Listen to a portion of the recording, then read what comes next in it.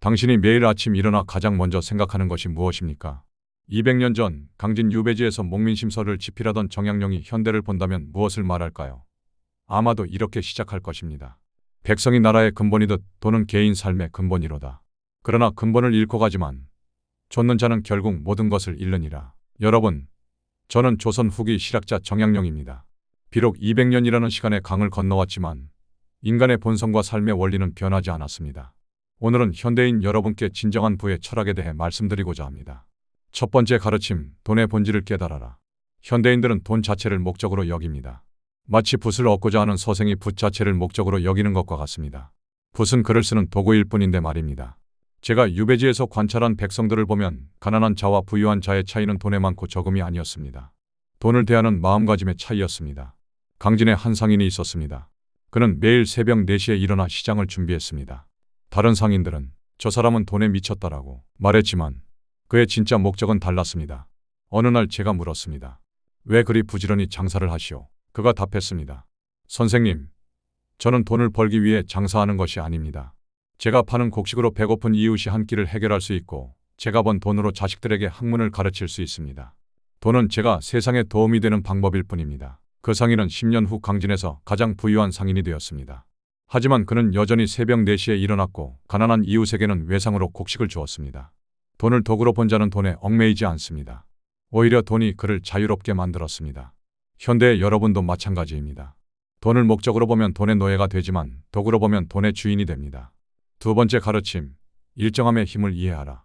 현대인들은 모두 대박을 꿈꿉니다. 복권, 주식, 부동산 투기, 하루아침에 부자가 되기를 원합니다. 하지만 이는 마치 하루의 천리를 가려는 말과 같습니다. 결국 지쳐 쓰러지고 맙니다. 제가 유배지에서 매일 관찰한 것이 있습니다. 처마 끝에서 떨어지는 물방울이 바위에 구멍을 뚫는 것입니다. 한 방울, 한 방울은 미미하지만 매일 같은 곳에 떨어지는 물방울은 결국 단단한 바위도 뚫어냅니다. 반대로 폭우가 쏟아져도 바위는 씻겨 내려갈 뿐 뚫리지 않습니다. 돈도 마찬가지입니다. 매월 10만 원을 모으는 사람과 1년에 한 번 1000만 원을 모으는 사람, 누가 더 부유해질까요? 매월 10만 원을 모으는 사람은 단순히 돈만 모으는 것이 아닙니다. 절제의 습관, 계획의 습관, 미래를 보는 안목을 기릅니다. 이 습관들이 바로 진정한 부의 원천입니다. 현대의 금융 시스템에서 이를 복리라고 하지만 그 본질은 2000년 전이나 지금이나 같습니다. 작은 것에 지속적 축적이 큰 변화를 만듭니다. 세 번째 가르침, 검소함 속에 진정한 풍요가 있다. 현대인들은 더 많이 소비할수록 더 행복해진다고 믿습니다. 더 비싼 옷, 더 큰 집, 더 좋은 차. 하지만 이는 마치 바닷물을 마셔 갈증을 해결하려는 것과 같습니다. 강진 유배 시절, 저는 모든 것을 잃었습니다. 관직도, 재산도, 명예도 모두 사라졌습니다. 하지만 그곳에서 진정한 풍요를 발견했습니다. 매일 아침 산책하며 보는 일출, 저녁 강가에서 들리는 새소리, 촛불 아래 책을 읽는 즐거움. 이 모든 것은 돈이 들지 않았지만 어떤 사치품보다 가치 있었습니다. 어느 날 한 농부가 저에게 말했습니다.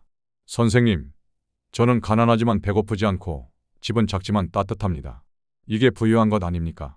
검소한 삶을 사는 사람은 경제적으로 자유롭습니다. 필요한 것이 적으니 벌어야 할 돈도 적습니다. 반대로 사치에 익숙한 사람은 아무리 많이 벌어도 부족합니다.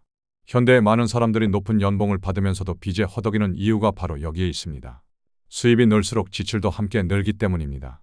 네 번째 가르침, 인품이 곧 신용이요, 신용이 곧 재산이다. 현대인들은 돈을 벌기 위해 인간관계를 희생합니다. 가족과의 시간, 친구와의 우정, 이웃과의 정, 모든 것을 돈벌이에 바칩니다.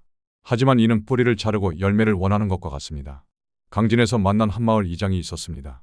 그는 평생 남을 속인 적이 없고 약속을 어긴 적이 없었습니다. 어느 해 흉년이 들어온 마을이 굶주릴 위기에 처했습니다. 그때 이장은 큰 상인들에게 찾아가 곡식을 빌려달라고 했습니다. 담보는 무엇이오? 상인이 물었습니다. 제 말이 담보입니다. 이장이 답했습니다. 그 말 한마디에 상인들은 기꺼이 곡식을 빌려주었습니다. 그의 평소 인품과 신용이 어떤 담보보다 확실했기 때문입니다. 그 이장은 물질적으로는 가난했지만 신용이라는 무형의 자산을 가지고 있었습니다. 이 신용은 어떤 위기 상황에서도 그를 도와주는 진정한 재산이었습니다. 현대 사회에서도 마찬가지입니다. 신용도가 높은 사람은 낮은 이자로 대출을 받을 수 있고 좋은 기회도 먼저 찾아옵니다. 인품과 신용이야말로 가장 확실한 투자입니다. 다섯 번째 가르침, 배움을 멈추지 마라. 현대인들은 학교를 졸업하면 배움을 멈춥니다.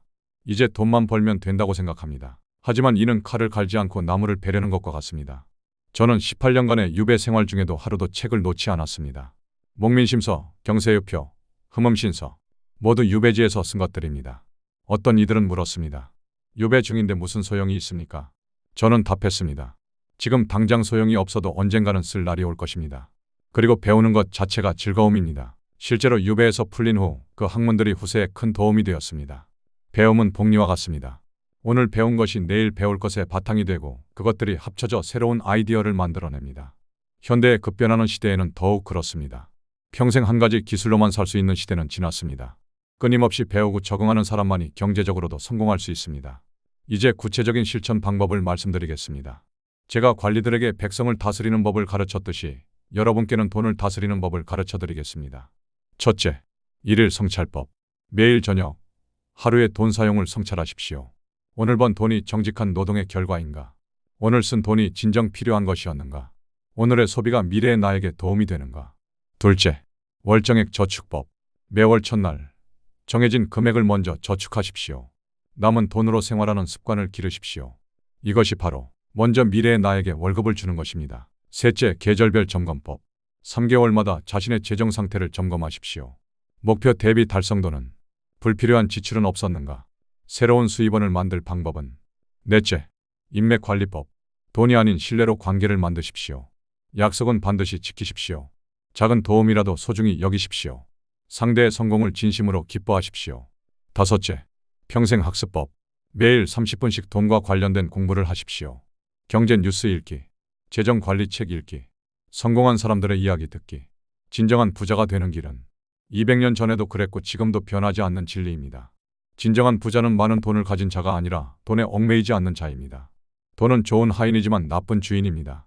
돈을 주인으로 섬기면 평생 그 노예로 살게 되지만 돈을 하인으로 부리면 진정한 자유를 얻을 수 있습니다.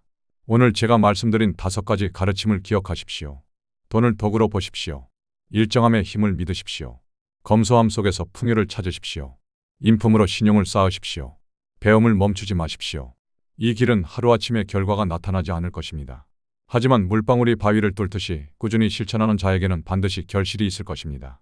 여러분 모두가 돈의 노예가 아닌 돈의 주인이 되시기를, 그리하여 진정한 부와 행복을 누리시기를 간절히 바랍니다. 부자가 되는 것은 목적이 아니라 수단이어야 합니다.